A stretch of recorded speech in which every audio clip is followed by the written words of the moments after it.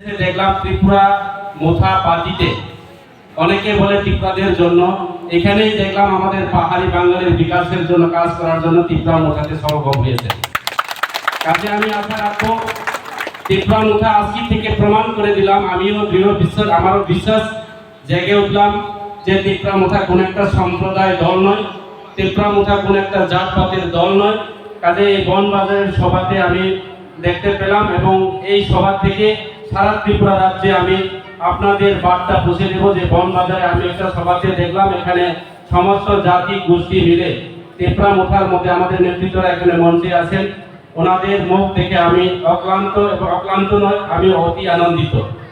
কাজে আমি প্রশাসনিক এডিসি প্রশাসন এই বিষয়ে আমার অভিজ্ঞতা নেই, যদিও অপোজিশন নেতার কিছু সময় রয়েছে, সেই বিষয়ে আমি বলবো না। এবং প্রশাসনের বিস্তারিতভাবে আমাদের ত্রিপুরা মোথা এডিসি সরকার কি কি উন্নয়ন করেছে অল্প সময়ের মধ্যে তার বিষয়বস্তু নিয়ে আমাদের অনিমেষদা বিস্তারিতভাবে আলোচনা করবেন। আমি বলবো যে আপনারা আমাদের যারা সঞ্চালন করেছেন, যারা পরিচালনা করেছেন এই সভা, উনি বলেছেন, আমাদের ডিস্ট্রিক্ট প্রেসিডেন্ট উনিও বলেছেন যে আমি দীর্ঘদিন ভারতীয় জনতা পার্টি আসছি, আমি 17 বছর ভারতীয় জনতা পার্টিতে ছিলাম এবং ধলাই জেলার কমিটি প্রেসিডেন্ট দায়িত্ব ছিলাম, রাজ্য কমিটি জনজাতি মোর্চার দায়িত্বে পালন করেছে দীর্ঘ বছর ধরে এবং বিজেপি সারা ত্রিপুরা রাজ্যের যতজন এমডিসি আছে ওইসব 10 জন এমডিসির থেকে সবচেয়ে বেশি বুথে আমি ত্রিপুরা মোথা সিপিএম কংগ্রেসকে পরাজিত করে সবচেয়ে বেশি বুথে আজকে জয় হয়ে আমি এডিসির এমডিসি হয়েছে, অর্থাৎ এডিসির আমি মেম্বার। কারণ মানুষ আমাকে ভোট দিয়েছে, শুধু আমাদেরকে এমএলএ বা এমডিসি বানানোর সেটা দায়িত্ব না, আমাদের দায়িত্ব রয়েছে আমরা এলাকার জনপ্রতিনিধি হওয়ার পর এই এলাকার মানুষের কাজ করার জন্য, এই এলাকার মানুষের যে দীর্ঘ আশা আকাঙ্ক্ষা, এই এলাকার জাতি জনজাতিদের একটা মিলন, যে পূর্ব আমাদের সিপিএম 25 বছরের আমলে যেভাবে আমাদের পাহাড়ি বাঙালির মধ্যে একটা অনৈক্য, সেই অনৈক্যকে ফিরিয়ে আনার জন্য আমরা এই এলাকাকে কথা দিয়েছি, যার কারণে এলাকার উন্নয়ন থেকে শুরু করে আমাদের একতা থেকে শুরু করে সমস্ত কাজ করার জন্য আমাদেরকে জনসাধারণ দায়িত্ব দিয়েছি। কিন্তু আমি দেখলাম দুঃখের সহিত যে দীর্ঘ বছর ভারতীয় জনতা পার্টি করার পর শুধু ভারতীয় জনতা পার্টি কেন্দ্র থেকে শুরু করে রাজ্য সরকার শুধু প্রতিশ্রুতি একটা পূরণ হয়নি। আপনারা নিশ্চয়ই শুনছেন, আমি নিজেই বলেছি এই খোয়াই শহরের বাসনের মধ্যে জনজাতি নেতৃত্ব হিসাবে আমি বাসনে কথা দিয়েছি যে আমরা ভারতীয় জনতা পার্টি সরকার আসলে পর আমরা এই এলাকার উন্নয়ন করব। 25 বছরের কমিটি যা করতে পারিনি আমরা 3 বছরের মধ্যে এর 100 গুণ উন্নয়ন করব। আমি আজকে এই বনবাজারে আসার রাস্তা দেখলাম, কোনোখানে ভাঙ্গা চোরা, ওনারা কয় ব্ল্যাক টোনের রাস্তা। আমাদের বিপ্লববাবু বাসন আপনারা নিশ্চয়ই শুনেছেন, তৎকালীন মুখ্যমন্ত্রী থাকাকালীন উনি কি বলেছেন যে এই রাজ্যের একটা উন্নয়ন করব, 25 বছর কমিটি যা করতে পারিনি আমরা এর 100 গুণ উন্নয়ন করব। 2022-এর আগে নাকি সারা ত্রিপুরা রাজ্যের বিভিন্ন গ্রামের মধ্যে যেখানে বৈদ্যুতিক সংযোগ নেই ওই সব এলাকাতে বৈদ্যুতিক সংযোগ করবে। প্রত্যেকটি গ্রামের মধ্যে যে কি বলে সিমেন্টের ব্ল্যাক টপ রাস্তা, সিমেন্টের টাইসের রাস্তা করব। আজকে সেটা প্রমাণ, 5 বছর পরিপূর্ণ হতে আর মাত্র 4-5 মাস বাকি। এই বিজেপি বন্ধুরা শুধু মুখেই বলে প্রতিশ্রুতি, কোনো কিছু প্রতিশ্রুতি পূরণ হয়নি।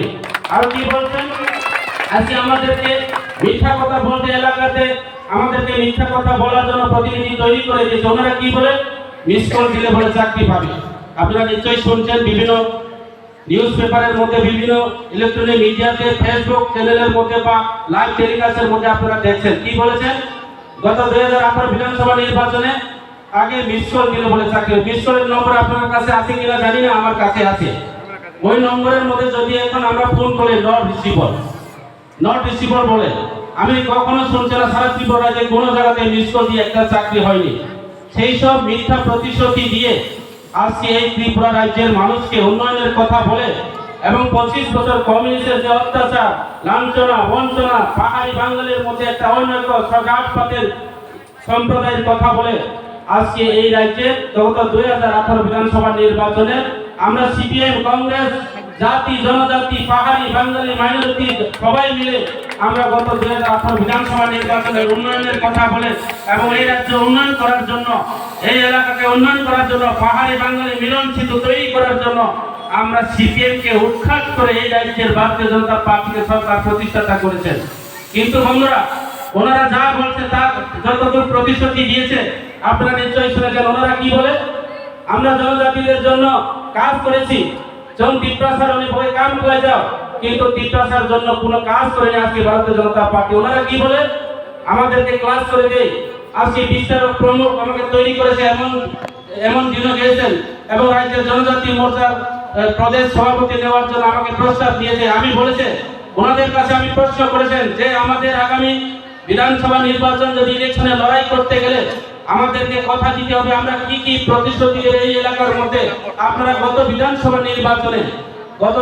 নির্বাচনে মিস স্কুলের কথা বলে, মানুষকে রেগার মজুরির 340 টাকার কথা বলে, পেনশনের যে 2000 টাকা বিধবা মা বোনদের, বিকলাঙ্গ মা বোনদের 2000 টাকার কথা বলে আজকে এই এলাকার মানুষকে একটা বড় প্রতিশ্রুতি দিয়ে গত বিধানসভা নির্বাচনে যে আমাদের জাতি জনজাতির অংশের মানুষ সব পাল্টাই বলে আমরা সবাই পাল্টিয়েছি। আমরা আগামী বিধানসভা নির্বাচনে যদি এই রাজ্যের জাতি জনজাতির অংশের মা বোনদের ভোট দিতে গেলে আমরা কি করতে হবে সেটা আমি প্রশ্ন করেছি। সেই প্রশ্ন করার পর আজকে আমাদের ভারতীয় জনতা পার্টির নেতৃত্বরা কি বলে যে আপনারা একজন নেতা হিসেবে সেটা প্রশ্ন করার সেটা শোভা হয় না। আপনারা বলুন, আজকে 25 বছর সিপিএমরা মিথ্যা কথা বলে, মিথ্যা প্রতিশ্রুতি দিয়ে এই রাজ্যের 25 বছর ক্ষমতায় রয়েছে, আমরা মাত্র 5 বছর আগামী দিনে করবে সেই কথা আপনারা বলবেন। আমি বলেছি যে আমি গত 2018 বিধানসভা নির্বাচনের আগে এবং এডিসি ভিলেজ কমিটি নির্বাচনের আগে আমি আমার এলাকাতে আমিও কথা দিয়েছি, যেভাবে এই বনবাজার এলাকা আমাদের এনডিসি যেভাবে কথা দিয়েছি, আমিও কথা দিয়েছি যে আমাদের ফালছড়া, গোবিন্দবাড়ি, রাজগড়, মালিকগড় সারা ত্রিপুরা রাজ্যের সবচেয়ে দুর্গম ডিস্ট্রিক্ট হচ্ছে ধলাই ডিস্ট্রিক্ট। এর মধ্যে সবচেয়ে দুর্গম ব্লক হচ্ছে আমাদের সামনু ব্লক। সেখানে রাস্তাঘাট নেই, সেখানে কোনো পানীয় জল নেই, সেখানে কোনো রাস্তাঘাট থেকে শুরু করে বৈদ্যুতিক কোনো সংযোগ নেই। আজকে এখানে রাস্তাঘাটের অতীতের মধ্যে রাস্তা ছিল, এখন যে প্রাকৃতিক দুর্যোগে বৃষ্টিপাতের জন্য রাস্তা ভেঙে পড়ে গিয়েছে, চোরমার আজকে খালছড়া বাজার অচল হয়ে গিয়েছে। আমি আশা করি এই এলাকাতে এরকম অচল রাস্তা রয়েছে, অচল মার্কেট রয়েছে। সেইভাবে মিথ্যা প্রতিশ্রুতি দিয়ে গত 2018 বিধানসভা নির্বাচনে ভারতীয় জনতা পার্টি এই রাজ্যের ক্ষমতায় এসেছে। বন্ধু, আপনারা তো ওনাদের কাছে প্রশ্ন করুন, ওনারা বলে যে ভারতীয় জনতা পার্টি সংগঠন নাকি সেবাই সংগঠন, ভারতীয় জনতা পার্টি নাকি সবকা সাথ সবকা বিকাশ। আমি যদি বলি যে এই রাজ্যের ভারতীয় জনতা পার্টি সরকার 5 বছর এখন হয়েছে, 5 বছরের মধ্যে কোনো জনজাতিদের জন্য, কোনো পাহাড়ি বাঙালিদের জন্য কোনো বিকাশ করতে পারেনি। কোনো ধর্ম, ওনারা বলে আমরা ধর্ম বর্ণ বিচার করি না, ওনারা ধর্ম বর্ণ বিচার করি, ওনারা জাতপাতের বিচার করি। আজকে মাইনরিটিদের বিরুদ্ধে আজকে একজন বিধানসভা এমএলএ আপনারা নিশ্চয়ই শুনছেন, সম্বলাল চাকমার নাম বলে একজন যুবক তরুণ শিক্ষিত নাকি এমএলএ, উনি বলেছেন মুসলিম বন্ধুরা বলে যারা মাদ্রাসা যারা পড়াশোনা করেছেন ওনারা নাকি উগ্রপন্থী। তাহলে মাদ্রাসার আজকে আমাদের ভারতবর্ষের তৎকালীন ভারতবর্ষের প্রাক্তন আমাদের রাষ্ট্রপ্রধান, আমাদের রাষ্ট্রপতি এপিজে আব্দুল কালাম, উনিও নিজে তিনি মাদ্রাসায় পড়াশোনা করেছেন। তাহলে আমাদের ভারতবর্ষের রাষ্ট্রপতি উনিও নিজে টেররিস্ট। কাজে এইসব ধর্ম বর্ণ বিচার করে সেখানে এই রাজ্যের আর এই ত্রিপুরা রাজ্যের মধ্যে আর ক্ষমতায় থাকতে পারবে না ভারতীয় জনতা পার্টি। আমি আজকে চ্যালেঞ্জ করে বলবো, আগামী বিধানসভা নির্বাচনে ত্রিপুরাতে 10টা রুটে বাংলা বিধানসভা নির্বাচনে একমাত্র আগামী দিনে আগামী 23 বিধানসভা নির্বাচনে ত্রিপুরা মুখার নেতৃত্বে এই রাজ্যের সরকার প্রতিষ্ঠাতা হবে। যে কোনো সরকার হোক, ভারতীয় জনতা পার্টি তো আমি জানি না, যে কোনো পার্টির সঙ্গে হোক, আমরা ত্রিপুরা মুখার রাজ্যে এই রাজ্যে ত্রিপুরা মুখা সরকার হবে আমাদের ভূভাগদার নেতৃত্বে। আর অনেকে বলে ত্রিপুরা মুখা নাকি সম্প্রদায়। আমি আজকে পরিষ্কার আপনাদেরকে জানান দিতে চাই যে ভারতীয় জনতা পার্টির মতো সম্প্রদায় জনতা ত্রিপুরা মুখা পার্টি, আমাদের ত্রিপুরা মুখার সুপ্রিমো হচ্ছে আমাদের প্রদূর বিক্রম মানিক। আপনারা নিশ্চয়ই জানেন ওনাদের পরিবার। আমরা সবাই বলি পাহাড়ি বাঙালি জাতি জনজাতির অংশের মানুষ বলে রূপকার ত্রিপুরা রাজা। আমাদের রাজারা, আমাদের রাজ পরিবাররা কোনো ধর্ম বর্ণ জাতি কোনো বিবেচনা করে না। আমাদের বীর বিক্রম কিশোর মানিক আপনারা নিশ্চয়ই জানেন, ওনারা ধর্ম বর্ণ কিছুই বিচার করে না। তার যার জ্বলন্ত প্রমাণ বর্তমান আপনারা যারা আগরতলা আছেন, আপনারা আগরতলা প্রতিবেশী, মুসলিম সম্প্রদায়ের জন্য মসজিদ তৈরি করে দিয়েছে আমাদের মহারাজারা। আজকে বুদ্ধিস্ট যারা আছেন, বুদ্ধ ধর্ম যারা অবলম্বন যারা আছেন, ওনাদেরকে বুদ্ধ মন্দির তৈরি করে দিয়েছেন বেনুবন বুদ্ধ বিহার। হিন্দুদের জন্য মাতৃ মন্দির, কালী মন্দির তৈরি করে দিয়েছে আমাদের রাজ পরিবাররা, আমাদের রাজারা। তার পরিবার থেকে আজকে আছেন আমাদের প্রদ্যুৎ কিশোর, প্রদ্যুৎ বিক্রম মানিক। আমরা ওনার নেতৃত্বে আগামী দিনে এই রাজ্যের ধর্ম বর্ণ বিচার না করে, জাতি সম্প্রদায় না করে আমরা একসাথ, বিজেপিরা বলে সবকা সাথ সবকা বিকাশ, আমরা সেই সবকা সাথ সবকা বিকাশকে বিশ্বাস করি না। আমরা আগামী দিনে ত্রিপুরা বিকাশ চাই, আমরা পাহাড়ি বাঙালি বিকাশ চাই, আমরা জাতি জনজাতি বিকাশ চাই। ওই বিকাশের কথা বলে, ওই উন্নয়নের কথা বলে, ওই সবকা সাথ সবকা বিকাশের কথা বলে শুধু এমএলএ মন্ত্রী নেতারা উন্নয়ন হয়েছে। আমাদের গরিব মেরকের মা বোনরা, আমাদের গরিব শ্রেণী যারা আছে, পাহাড়ি বাঙালি যারা আছে, যারা আমাদের চা বাগানের শ্রমিকরা, আমাদের যারা ট্রাইবেল যারা জুনিয়ররা, ওনারা কোনো উন্নয়ন হয়নি। শুধু নেতারা দালানবাড়ি হয়েছে, শুধু নেতা মন্ত্রীরা আমাদের ঘরবাড়ি আগরতলা জায়গা ক্রয় করেছে, পাকা দালানবাড়ি তৈরি করেছে। ওই আগরতলার মতো জায়গাতে, আজকে কলকাতার জায়গার মতো জায়গাতে মন্ত্রীর ছেলে মেয়েরা আজকে হসপিটাল খুলে, আজকে ফ্ল্যাট ক্রয় করে, আজকে গুয়াহাটির মতো জায়গাতে, আগরতলার মতো জায়গাতে আমাদের গরিব মন্ত্রী মা বোনরা আগরতলার মতো জায়গাতে এক গন্দা জায়গা ক্রয় করতে পারে না। এমন এমএলএ মন্ত্রী রয়েছে, ওনারা কানিতে কানি, দেড় কানি, দুই কানি জায়গা ক্রয় করে, অতীতের মধ্যে তাদের পরিবারে কিছু ছিল না, এখন দালান বাড়ি তৈরি করে। এই হচ্ছে বিজেপির সবকা সাথ সবকা বিকাশ বন্ধু। বিজেপির সবকা সাথ সবকা বিকাশ বলে শুধু নেতাদের বিকাশের জন্য কাজ করে। আর ওনারা বলে সেবাই সংগঠন, কোনো সেবাই সংগঠন নেই, ওনারা নিজের সেবায় নিজে নিয়োজিত বন্ধু।